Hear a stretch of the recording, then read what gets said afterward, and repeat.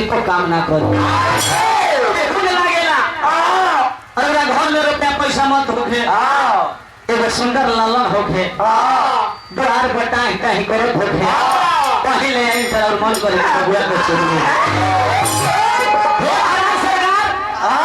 राजा दशरथ के चार चौथा पंडित गई चौथा दिन आ गई उस समय में राजा दशरथ के राज में तथा घर में एको लड़का ना रहा तो सलिया रानी कहली कि राजन राजा से अपना कहतरी कहतरी गाना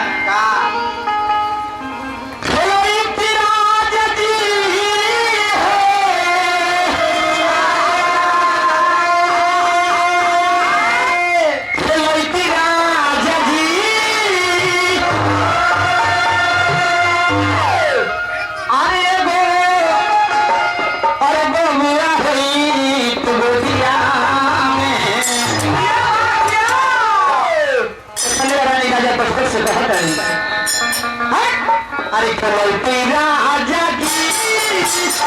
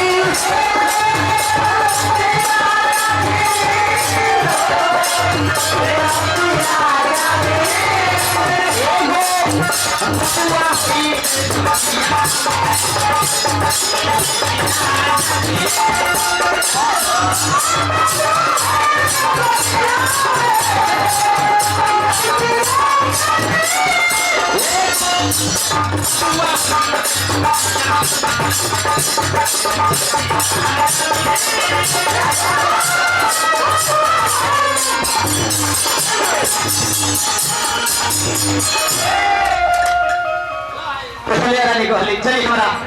छोटे लाल तिवारी जी की तरफ से आशीर्वाद इल्तार बनाया पर हार्दिक हार्दिक अभिनंदन बा बगलिया में बा ये मनाया रही हमारा तिवारी बाबा के दिन दुनिया रात छोड़ना कान को प्रेम को करे होते